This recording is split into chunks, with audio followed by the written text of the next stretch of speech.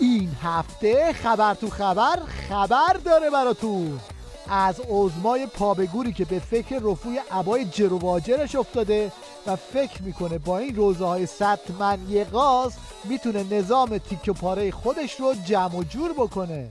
خب مذاکره، اختلافاتی وجود داره، ممکنه وجود داشته باشه، با مذاکره این اختلافات حل کنیم.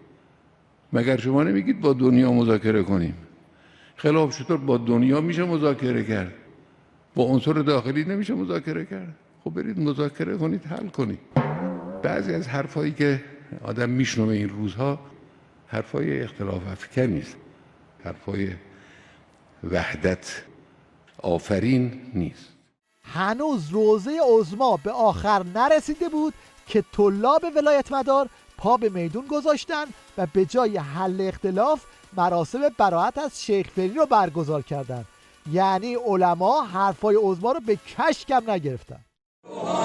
فریاد خشم حوزه ایمانی، براءت از روحانی، نفی سبیل آیه قرآنی، براءت از روحانی، نفی سبیل آیه قرآنی، براءت از روحانی. اینها نیامدن که مذاکره کنن به نفع ملت، اگر مردم به شما رأی دادن برای رفع تحریم ها و برداشتن تحریم هایی بود که ادعاشو داشتید، نه رابطه با شیطان بزرگ، نه دل و قلب سپردن به شیطان بزرگ. بزبز قندی هم طبق معمول سهم سیخ و سنبه زدن به شیخ فری رو پرداخت و حرفای باند شیخ فری درباره عبور از دیوار بی‌اعتمادی با آمریکا رو اینطوری به سخره گرفت. دیوار بی‌اعتمادی بلند بوده، از روی دیوار باید بپری. حال نمیدونه که تو از این دیوار اصلا میدونی پشت این دیوار چه خبره، چجوری میخوای بپری؟ چرا اون نپره تو بپری؟ بعد از این دیوار بپری و پشت یه وقتی افتادی تو فاضلاب، پشت دیوار یه وقتی فاضلاب بود افتادی با کله رفتی تو از روی دیوار بی‌اعتمادی. تو فضای مجازی هم دوربین مخفی درست کردن تا میزان محبوبیت رئیس جمهور نظام رو اینطوری به رخ بکشن. بندگان عزیز رادیو ایران، از بخش رادیو در خدمت شما و طبق اعلام نهاد ریاست جمهوری میبایست خبری رو که الان از این مطلع شدیم به سمع شما شنوندگان محترم برسونیم. متاسفانه با خبر شدیم که لحظاتی قبل ریاست محترم جمهوری جناب حجت الاسلام دکتر حسن روحانی به علت ایست قلبی دار فانی به دار گفتند. به خاطر همین اطلاعیه صادره از طرف دفتر همه جشن میگیرن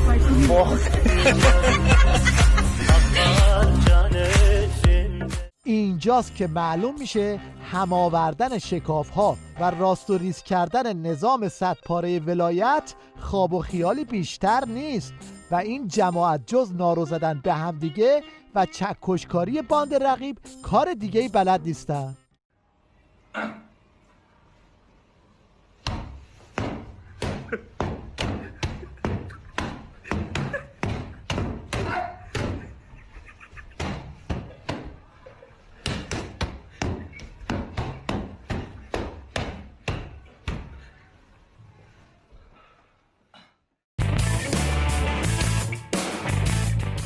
حالا همه این اتفاقات در حالی میفته که شیخ فری به دنبال اینه که مذاکره و زهرخوری رو به رفراندوم بگذاره و یه جوری خطش رو پیش ببره.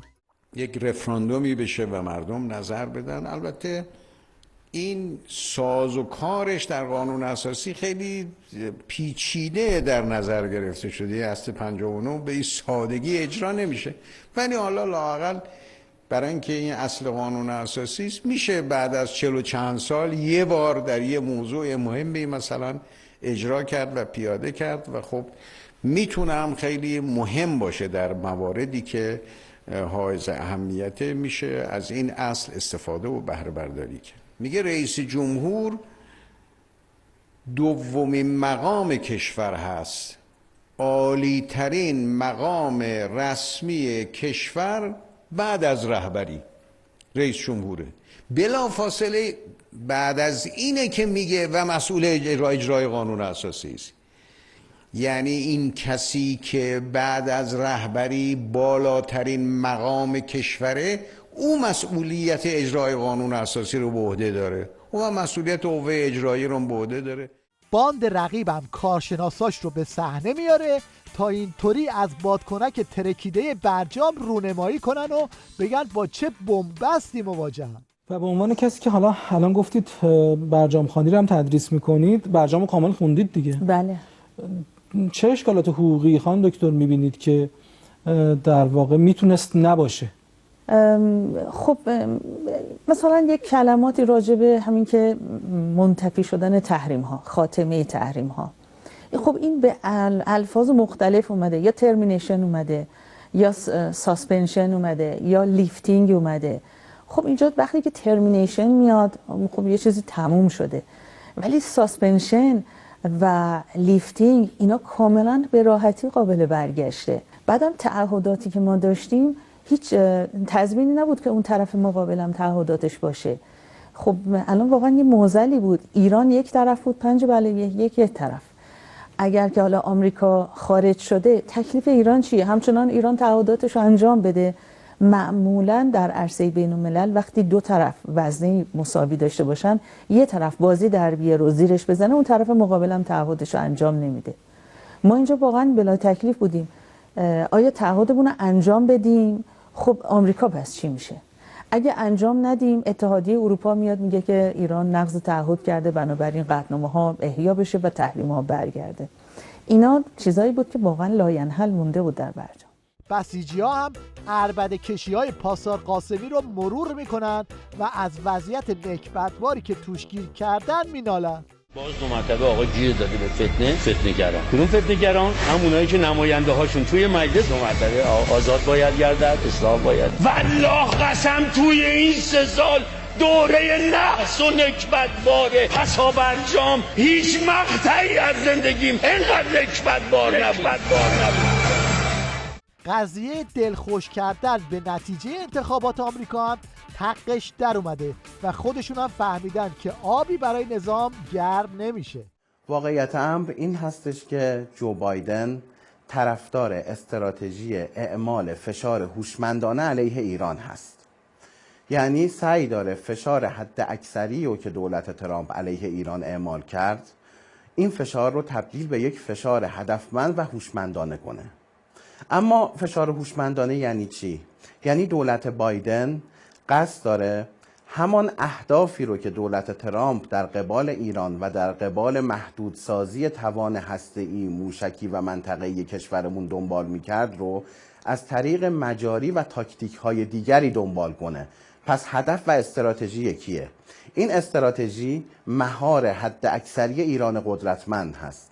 استراتژی که دموکرات‌ها و جمهوری خواهان از ابتدای پیروزی انقلاب اسلامی به دنبال اون بودن، هستند و خواهند بود. 2 کلمه هم از دختر قاسم سلیمانی بشنوید که به یه رسانه روسی میگه برای من و بابام فرقی بین ترامپ و بایدن نیست. There is no difference between Biden and Trump. They are the same guy and they are following the same policy. There is no difference between them. Trump ordered killing my father, but Biden support that. So there is no difference. They have the same thought and they are following the same way and they are the same person. از اونجایی که این وضع و اوضاع عظما رو خیلی خطی کرده، طبق معمول آبقوره‌گیر عمامه‌دار رو آوردن تا با اشک و آه از دل خون عظما و بیفایده بودن مذاکره بگه. یه چیزی نگید که مردم رو برنجانید. امت خودتون رو از یک پارچگی به 2 قطبی برسونید. دشمن شاد نکنید مردم خودتون رو، مخصوصا مسئولین. به توصیه های نایب امام زمانتون، رهبر دلسوز و حکیمتون گوش کنید، به نفع شماست. به خدا دشمن از شما راضی نمیشه. میخواید راضی کنید، راضی نمیشه. ولی وقتی خدا رو راضی میکنید، نایب امام زمان خوشنود میشه، امام زمان خوشنود میشه، خدا خوشنود میشه. در هفته‌ای که گذشت به ناگهان عظما تریپ پزشکی برداشت و به جای اینکه یک کاری برای پرستارها بکنه و بهشون امکانات و تجهیزات بده، با وقاحت تمام گفت ایشالله براتون دعا میکنم یعنی دعا کردنش هم نسیه است. به همه شما پرستاران عزیز و به گروه‌های پرستاری تبریک عرض میکنم و امیدوارم که انشالله همتون مشمول لطف و رحمت الهی باشید و انشالله شما رو دعا خواهم کرد. پاسدار سلامی که دید ولی فقیهش زده تو خط پزشکی، اونم به ناگهان دستگاه کرونایابش عمل کرد و شروع کرد به سرهمبندی این اراجیف. علم پزشکی تا امروز بیشتر بر یک چشمانداز ماکروسکوپیک به انسان نگاه میکرده و بر همون اساس هم نسخه میداده. یعنی انسان به عنوان یک کل واحد، یک هویت عظیم و بزرگ، اما یک نفوذ میکروسکوپیک به درون خلقت بشر، این اعجاز آمیزترین گوهر آفرینش که در احسن تقویم خلق شده، این خیلی مهم هست. از اونجایی که بادکنک انتقام سخت رکیده و این موضوع بسیجی‌ها رو بدجوری به شرشور انداخته، پاسدار عباسی به صحنه اومد تا یه بادکنک دیگر رو بندازه تو بغل بسیجی‌ها و بگه به جای انتقام سخت قرار وزارت اطلاعات 85 میلیونی درست کنی.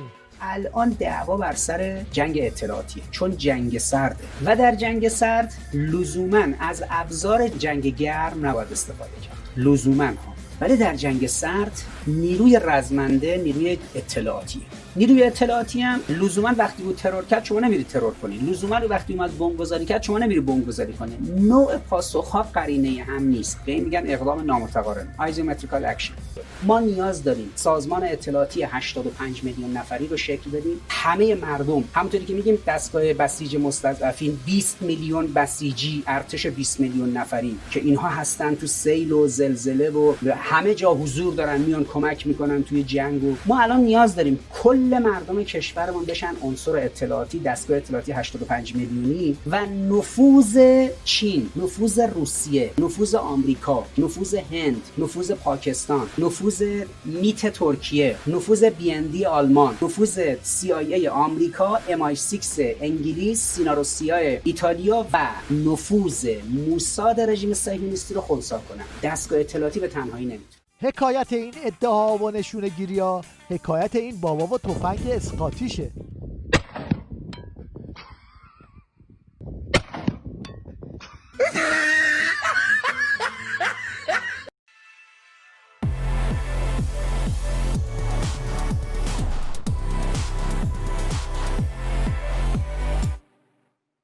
حالا بشنوید از خرچنگ نظام که راه پس و پیش براش نمونده و از ترس برباد رفتن عمامه عظما داره مهره‌های نظام رو از نرمش و انعطاف میترسونه. هرچه انعطاف در این عرصه بیشتر بشه، ذلت و بردگی بیشتر میشه. این خصوصیات مذاکره با این دشمنان است. تحقیقاً حل مشکلات معیشتی کشور در داخله. بسیار خوب، حالا که اینطور شد یه نگاهی به تولیدات داخلی نظام بندازیم، ببینیم در داخل چی دارن که این خرچنگ نظام همه رو به داخل احاله میده. بفرمایید. این تازه ترین خودروی ایران خودروه که حتی روشن هم نمیشه. روشن میشه؟ استارت روشن نمیشه. با صدا بشه روشن نمیشه.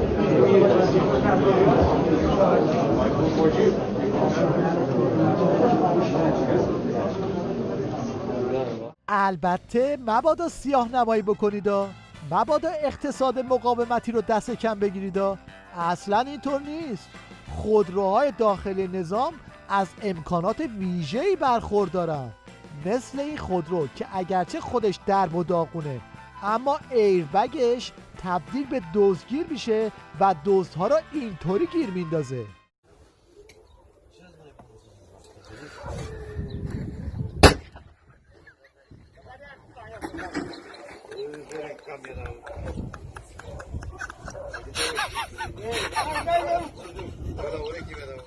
این جوجه تئوریسین نظامم به جایی که تولیدات داخل رو تبلیغ کنه و اقتصاد مقاومتی رو باد بزنه، اینطوری به ریش عظما و شعارش و تولیداتش میخنده. پراید که میگن اولین بار، نمیدونم راستی یا دروغ، حالا شایعه ممکنه باشه اما بیرا هم نی، میگن بر روی نفتکش طراحی شده بوده. روی نفتکش، ماشین سبکی که نفتکشا بزرگه دیگه بره. یعنی به خواب شب طراح به قبر باباش میخندید یه روزی این ماشین تو جاده چالوس میخواد بره بیاد. یعنی یه روزی این ماشین میخواد وانت بشه، نمیدونم این ور اون ور بره. الان پراید و کوپتر هم ممکنه اینا بدن بیرون. اینجا ببین نگاه کن. برای چی؟ برای اینکه اینجا اون مدیریت انقلابی نیومد.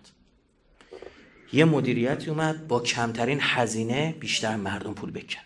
اینطور که عظما داره ماشین نظام و اقتصادش رو میرونه، آدم یاد این هنرجوی ناشی تعلیم رانندگی میفته که مربی بهش میگه ماشین رو خاموش کن، اما طرف میذاره دنده عقب و بقیهش رو خودتون ببینید.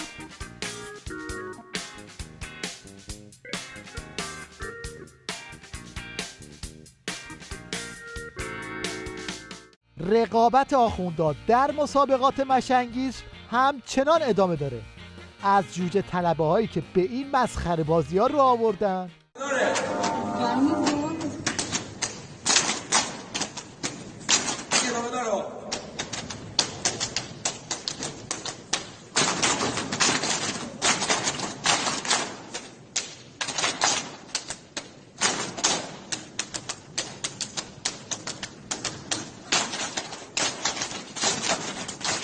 تا آخوندهای اینستاگرامی که لایو میذارن و اینجوری خودشون رو مسخره میکنن تا شاید یه فالووری گیرشون بیاد. یه وقت تو باغ پسرم گفت بابا چرا مردم به جای حیونا به تو نگاه میکنن؟ گفتم پسرم مردم ما اینقدر خوبن که حتی تو باغ دنبال ثوابن. گفت چطور؟ گفتم چون حدیث داریم دیدن آخوند ثواب داره، دیدن حیوان که ثواب نداره. حیونا رو پول دادن، بذار منو مفت نگاه.